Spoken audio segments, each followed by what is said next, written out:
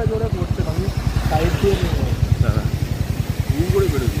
ও বেশ জোরে পড়ছে ভাই, বেশ জোরে পড়ছে, বেশ জোরে পড়ছে। তাড়াতাড়ি চল শোভন, সাইড দিয়ে যাবে। ই বাবা পুরো ভিজাতে, বাবা পুরো ভিজে গেল। আর এই যে বাগেশ্বরের ওপরে মাউন্ট ত্রিশূলকে দেখা যাচ্ছে সূর্যর পরন্ত রশ্মিতে।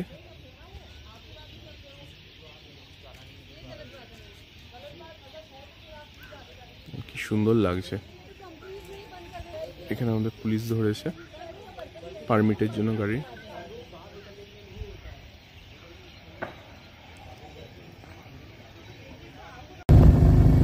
আমাদের লেট হয়ে গেছে, তো রাত্রিবেলা আমরা এখন বাগেশ্বর থেকে চক্রপুরি যাচ্ছি। এটা হচ্ছে চকৌড়ি।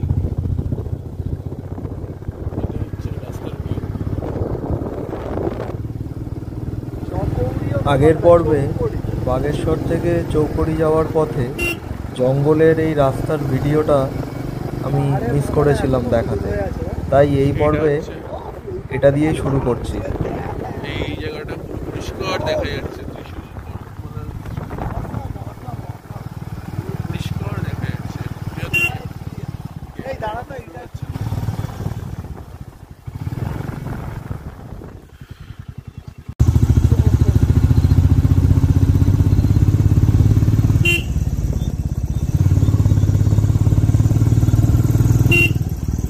জায়গাটার নাম হচ্ছে মানকোট।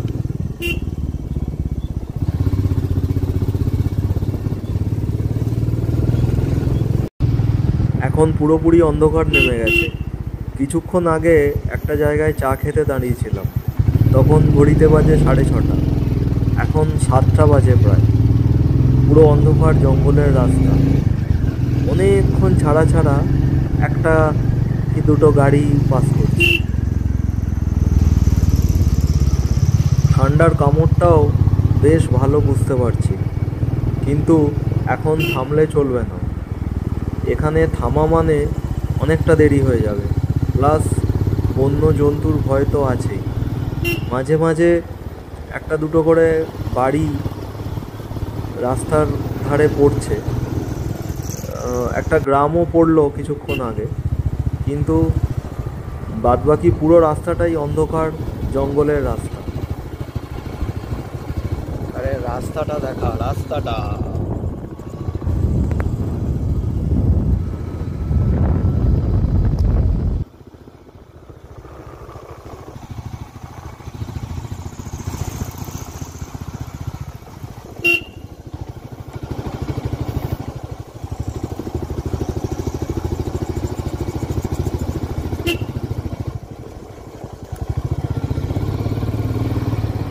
এখন যেখানে আছি সেখান থেকে চৌকড়ি আরও প্রায় 16 থেকে 18 কিলোমিটার বাকি। যে কোনো সময় কোনো বন্য জন্তুর মুখোমুখি হওয়ার জন্য আমরা প্রস্তুত আছি।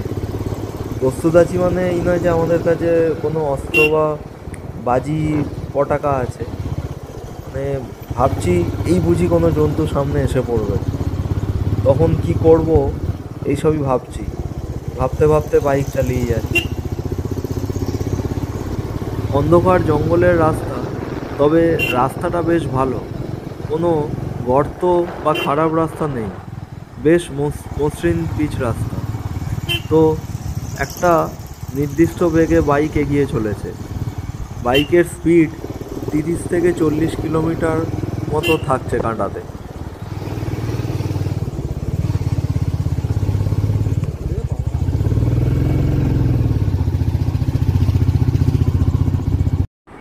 আজকে 13ই অক্টোবর 2025।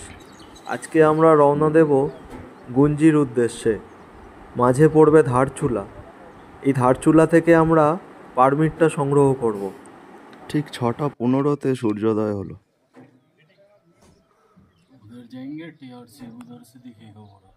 नहीं नहीं, अभी तो आगे और देखना है।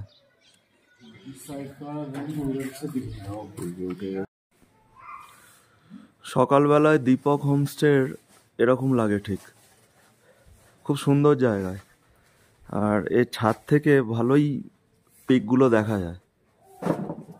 এখানে ওই সামনের পেছনের সাদা বাড়িটা হচ্ছে KMVN, আর সামনের এই হোটেলটাও ভালো, হোটেল শিখর।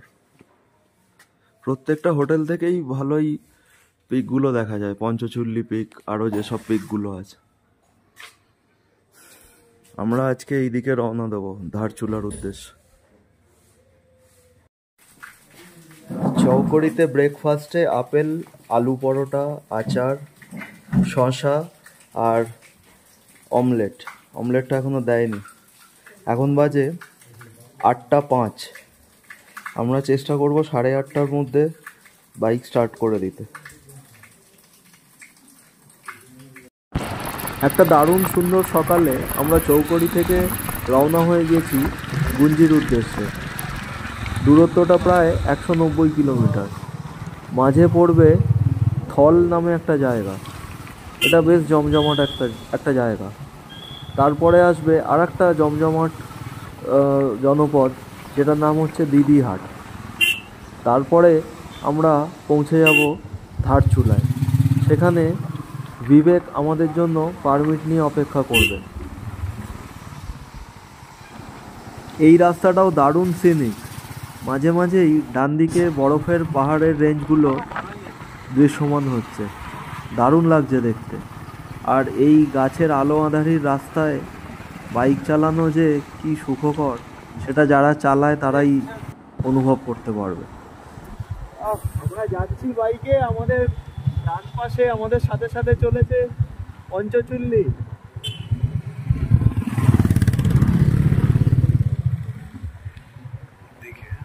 এখান থেকে আরো ভালো আছে।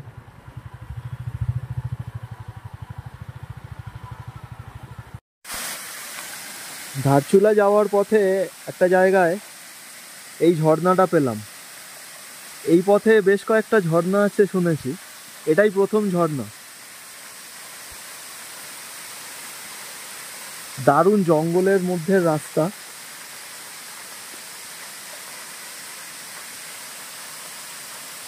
চারপাশটা একটু দেখিয়ে নি। ধারচুলা এখান থেকে প্রায় 80 কিলোমিটার মতো। ধারচুলা যাওয়ার পথে আমাদের সাথে সাথে বাঁদিকে এই পাহাড়ের রেঞ্জটা আমরা দেখতে পাচ্ছি। এটা পঞ্চচুল্লি রেঞ্জই হবে। দারুণ সুন্দর। ওফ, আনথিঙ্কেবল ভিউ। এত সুন্দর ভিউ একমাত্র প্রত্যক্ষ করাই যায়, ভাবা যায় না। এখানকার লোকেরা রোজ দেখে। হ্যাঁ, এখানকার মানুষেরা রোজ দেখছে, অথচ কি সুন্দর, অসাধারণ লাগছে। হ্যাঁ, আমি যেতে যেতে খাবো, তুই আমাকে দিবি। চল যাচ্ছি।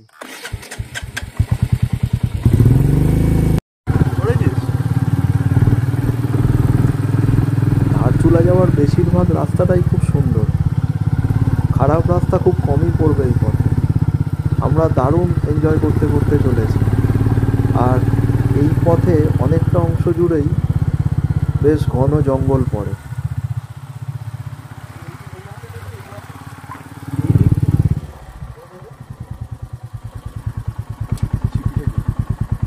এখানে দেখা যাচ্ছে না।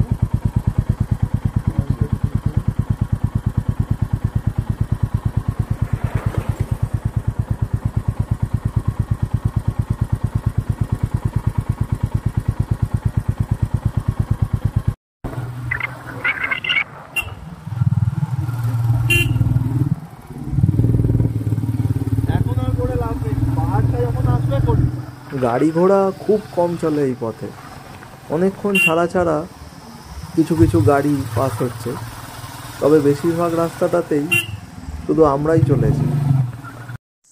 ওহ, চলতে চলতে হঠাৎ এই দৃশ্য। জায়গাটার নাম দিদিহাট। না থেমে কি পারা যায়? স্বামীজি বলে কথা।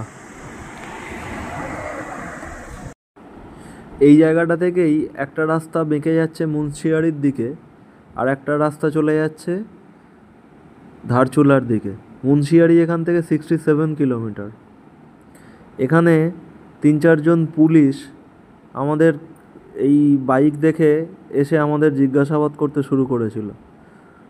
তারা আমাদের লাইসেন্সও দেখলেন এবং আরও কলকাতার কিছু কথা জিজ্ঞাসা করলেন, আমরা কি করি সেটাও জানতে চাইলেন।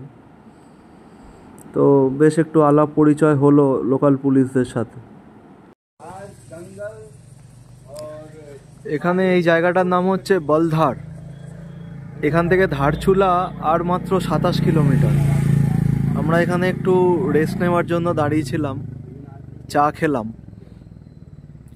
এখন এখান থেকে ধারচুলা যাব, ধারচুলা থেকে পারমিট নেব, নিয়ে সোজা গুঞ্জির দিকে রওনা দেবো। আশা করছি বিকেল 5টা-6টার মধ্যে গুঞ্জি পৌঁছে যাব, দেখা যাক। नॉर्मल क्या है? नॉर्मल कितना रहता है इसमें?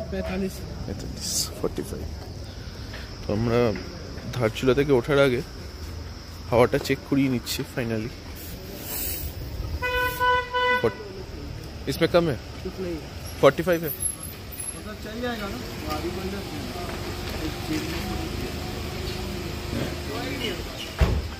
कितना दे? हो गया दादा, कितना दे ধারচুলাতে সর্বত্র চক বলে একটা জায়গা আছে, আমি উচ্চারণটা ভুলও করতে পারি। তো ওইখানে আমাদের দাঁড়াতে বলা হয়েছে। যে আমাদের পারমিট বানাবে তার নাম বিবেক। তো সে পারমিট নিয়ে আসছে, পারমিট তৈরি হয়ে গেছে। তো সে শুধু এসে আমাদের পারমিটটা দেবে, আমরা এখান থেকে বেরিয়ে যাব গুঞ্জির উদ্দেশ্যে। आपको पीडीएफ भी भेज देता हूँ भाई, आप खाली भूल जाते हो। गॉड नहीं तो हम काम विवेक लोकेशन मैं भेजता ना तो आप ऊपर वाले रास्ते पे चले जाता, तभी मैंने नहीं मैंने ठीक है ये सर्वत्ता चौके আমরা ওর কাছ থেকে পারমিট নিলাম শোভনে। पैसा आपको क्या यूटीआई करना है? आपको पीडीएफ भेज देता हूँ आपको। আমরা ধারচুলা থেকে স্টার্ট করছি। এখানে রয়েছে 946 945 ধরলাম 945 ওইখানটায় 1 কিলোমিটার এসছি 945। দেখা যাক, আমরা এখন একটা আর্মির গাড়ির পেছনে রয়েছি। রাস্তা আস্তে এগোবো, রাস্তাটা একটু অফ রোড রয়েছে, দেখা যাক সামনের রাস্তা কতটা ঠিকঠাক। ধারচুলাতে বিবেক আমাদের পারমিটটা বানিয়ে দিয়েছিল, নইলে একটা প্রায় গোটা দিন লেগে যায় ধারচুলাতে নিজে থেকে পারমিট বানাতে। তো এই আমরা আগে থেকে ফোন করে পারমিট বানিয়ে নিয়েছিলাম বলে আমাদের একটা গোটা দিন বেঁচে গেছিল। আমরা এখন তাওয়াঘাট পৌঁছে গেছি। ধারচুলা থেকে 1টায় শুরু করেছিলাম, এখন বাজে 2:10। এই তাওয়াঘাট থেকেই একটা রাস্তা, এই যে বাঁদিকে এই রাস্তাটা, এই রাস্তাটা চলে যায় দারমা ভ্যালির দিকে, পঞ্চচুল্লি। আর এই ব্রিজের তলা দিয়ে, এই ব্রিজের ওপর দিয়ে যে রাস্তাটা, এই রাস্তাটা চলে যাচ্ছে আদি কৈলাস ওম পর্বতের দিকে। আমরা আজকে এই রাস্তাটাই ধরবো। আমাদের আজকের গন্তব্য হচ্ছে গুঞ্জি ভিলেজ। এখান থেকে আরও প্রায় 60 কিলোমিটার মতো। গুঞ্জি যাওয়ার পথে জয়গোট বলে একটা গ্রাম পড়ে, সেখানে আমরা হালকা করে কিছু খেয়ে নেওয়ার জন্য দাঁড়িয়েছি। জয়গোড় জায়গাটার নাম। এখানে একটা ছোট্ট দোকান আছে, খুব সুন্দর, সবাই খাওয়া দাওয়া করছে। তো এখানে আমরা ম্যাগি অর্ডার করেছি। এখান থেকে খুব সুন্দর বরফের চূড়াটা দেখা যাচ্ছে। এটা খুলতে হবে। এই রাস্তাটার ডান দিকে গভীর নদী খাল, যেখান দিয়ে বয়ে চলেছে কালী নদী। আর তার ডান দিকে যে পাহাড়গুলো দেখা যাচ্ছে, এগুলো সব নেপালের পাহাড়।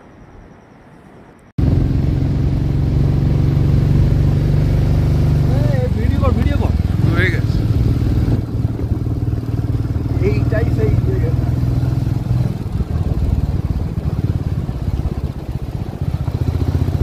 করবো রে না, ধরে না কিছু খুব একটা জোরে পড়ছে না, আমি সাইড দিয়ে নেবো। দাঁড়া বেশ জোরে পড়ছে ভাই, বেশ জোরে পড়ছে, বেশ জোরে পড়ছে। তাদের চমচমন সাইড দিয়ে তাদের বাবা পুরো ভিজে, বাবা পুরো ভিজে গেলাম। শোভন বললো বেশি জোরে পড়ছে না, এই যে শোভনের অবস্থা। আমার ফোন সব ভিজে গেছে। আমার ফোনটা তো ভিজেইছে বাবা, কি ভাই এই কত জোরে পড়ছে ঝর্ণাটা। ইস, এই শোভনের পাতামির জন্য এটা হলো। বললে প্লাস্টিক কি জড়িয়ে তো এইখানে কি জড়াবো প্লাস্টিক? চলো ভিজেই গেলাম একটু, গঙ্গারই তো জল।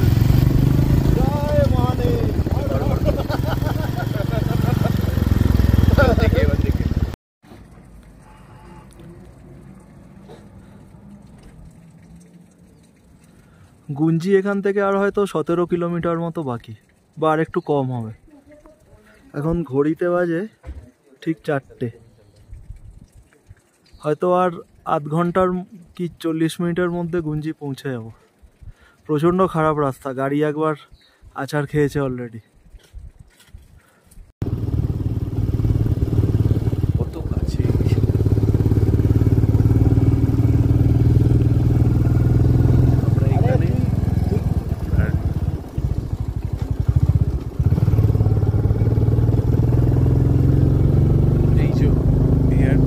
চালু হলো, একদম উপরে যাবো আমরা। এই জায়গাটা থেকে বেশ কিছু হেয়ারপিন বেন্ডস আছে, রাস্তা অনেকটা খাড়া, ওপরের দিকে উঠছে সাপের মতো এঁকে বেঁকে। এটা একটা পাস আছে হাই অল্টিটিউড, সেই পাসে গিয়ে শেষ হয় এই বেন্ডসগুলো। ওপর থেকে অনেকগুলো বেন্ডস পরপর খুব সুন্দর দেখা যায়, অনেকটা সিল্ক রুটের সেই বাঁকগুলোর মতো। এই যে হাই অল্টিটিউড পাসটা আছে, এটার নাম চিয়া লেক পাস। এখানে একটা চেক পোস্ট আছে, যেখানে প্রথম পারমিট চেক হয় আদি কৈলাসম পর্বত যাওয়ার জন্য। আর্মিরাই এই পারমিটটা চেক করে থাকে। আর এই পাসটার হাইট হচ্ছে প্রায় গুগল বলছে 11,000 ফিট সামথিং, তবে আমার মনে হয় আরও অনেকটাই বেশি হবে, কারণ দুজনে মিলে বাইকটা টেনে তুলতে বেশ কষ্ট হচ্ছিল। বাইক বেশিরভাগ সময়ই ফার্স্ট গিয়ারেই চলছিল।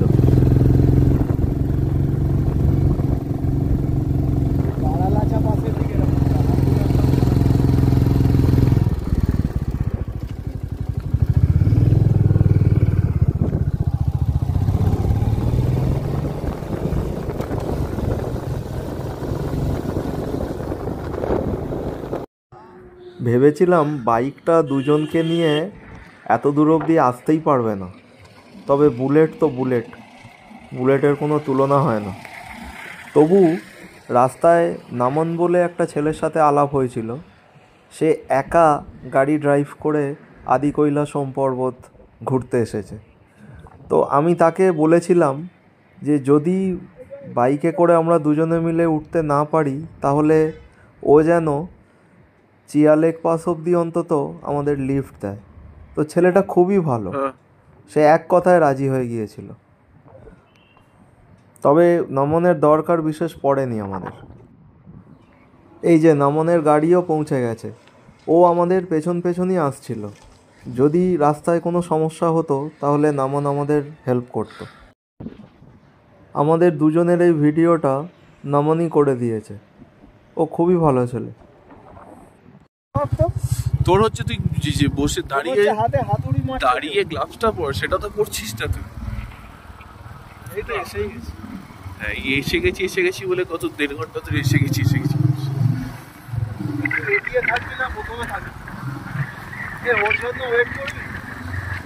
দেখি না মুন কোথায়, মুনের সামনে দাঁড়িয়ে থাকবো। ভাই কি ভিডিও হচ্ছে, এত সুন্দর অপূর্ব লাগছে এই ঠান্ডার মধ্যেও। আসতে জেগে যাচ্ছে এই ঠান্ডার মধ্যেও। আমাদের হাতে গ্লাভস নেই, সেটাই শহরকে বলছিলাম। চাপ নেই গাড়ি, তার মধ্যেও আমরা অপরূপ শোভা প্রকৃতির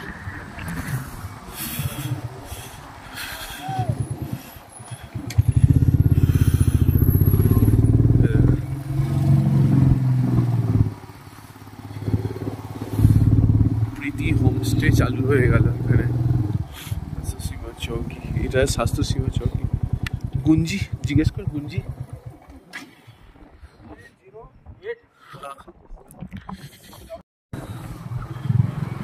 ভীষণ ভীষণ ঠান্ডা লাগছে, কিন্তু তবু আমরা ব্যাগ থেকে জ্যাকেট বার করিনি, গ্লাভসও বার করিনি। নেমে যাচ্ছি তত ঠান্ডা বাড়ছে না, উঠলে ঠান্ডা হবে।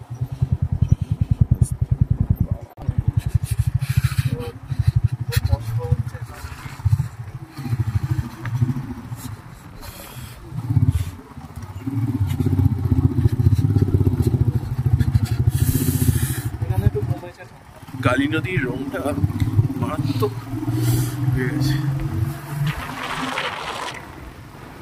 হাত যেন অবশ হয়ে আসছে ঠান্ডায়। এখন সূর্যের আলো আর এখানে নেই, অনেক দূরের পাহাড়গুলোতে পড়েছে, এখানে সূর্যের আলো নেই, তাই ঠান্ডাটা আরও বেশি লাগছে। আর বেশ জোরে ঠান্ডা হাওয়া বইছে, সব মিলে ভীষণ কনকনে একটা কাঁপুনি দেওয়া পরিস্থিতি।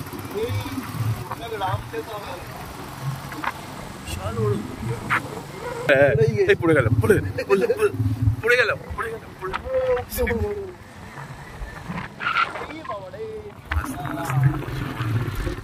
স্লাইডিং চলে।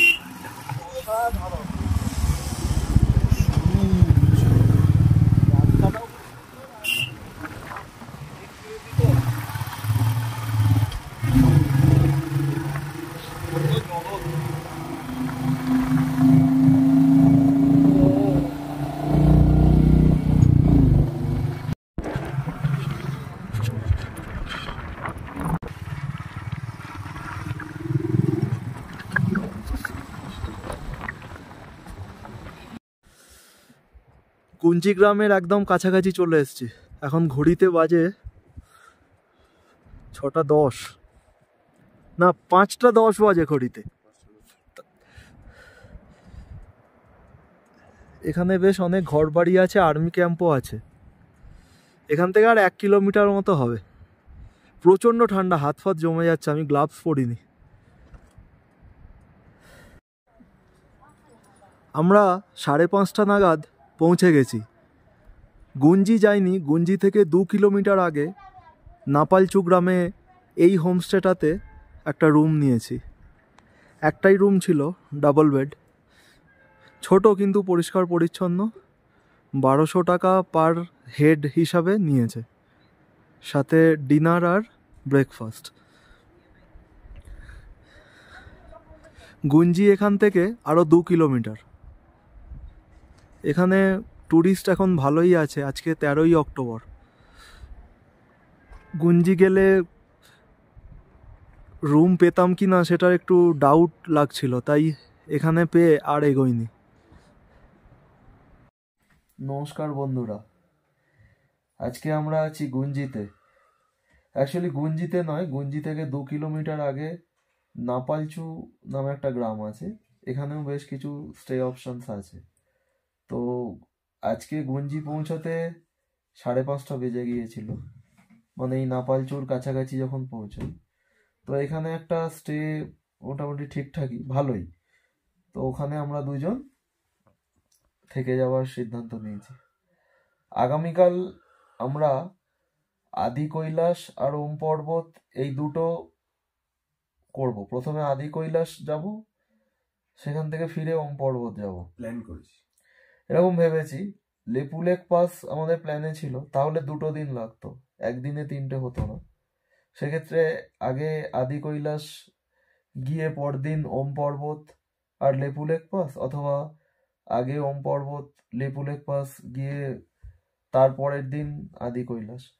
কিন্তু এখন সিচুয়েশন হচ্ছে লেপু লেক পাস যেতে দিচ্ছে না, সুতরাং আমরা আগামীকালই প্রথমে আদি কৈলাস যাব, তারপরে সেখান থেকে ওম পর্বত গিয়ে আবার এই নাপালচু গ্রামের এই দেবভূমি হোমস্টেতেই আমরা থাকব। তো আজকে সারাদিনে আমাদের বেশ ধকল গেছে। 8:30টায় বেরিয়েছিলাম চৌকড়ি থেকে, প্রায় 190 কিলোমিটার বাইক চালিয়ে আমরা এই আদিকৈলাস সোম পর্বতের বেস ক্যাম্প যেটাকে ধরা হয় গুঞ্জিগ্রাম, ওখানে পৌঁছেছি। বল। হ্যাঁ, দেখে বুঝতেই পারছেন বলার মতো অবস্থায় নেই, মানে প্রচন্ড টায়ার্ড। তার সঙ্গে খাওয়া দাওয়া একটু লিমিটেড অপশন আছে এখানে, তবে রাত্রে খাওয়াটা বেশ ভালোই দিয়েছে দেবভূমি হোমস্টেতে। আর তারপর কালকে সকালে আবার উঠে যেতে হবে, দুটো জায়গা যদি কভার করতে হয় তো 8টার মধ্যে বেরোতেই হবে, তো তাড়াতাড়ি ঘুমিয়ে পড়ার চেষ্টা করবো। বাকি কথা আজকে রাস্তাটার কথা একটু বলে দিই। আজকে চৌকড়ি থেকে ধারচুলা অব্দি রাস্তার বেশিরভাগটাই খুব ভালো ছিল। অনেক জায়গাতেই 70-80-তে বাইক চলেছে বা তারও বেশিতে। 8:30টায় বেরিয়ে 1টার মধ্যে আমরা ধারচুলা পৌঁছে গিয়েছিলাম। মাঝে একটা ওয়াটারফলে আমরা অনেকক্ষণ সময় কাটিয়েছিলাম, একটা ওয়াটারফলের সামনে। কিন্তু ধারচুলা থেকে এই যে গুঞ্জি যাওয়ার রাস্তাটা ভয়ঙ্কর খারাপ।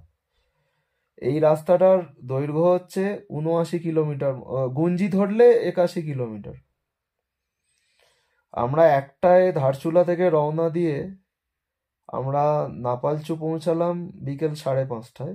মাঝে আধ ঘন্টা খালি একটা জায়গায় খাওয়া দাওয়া করেছিলাম।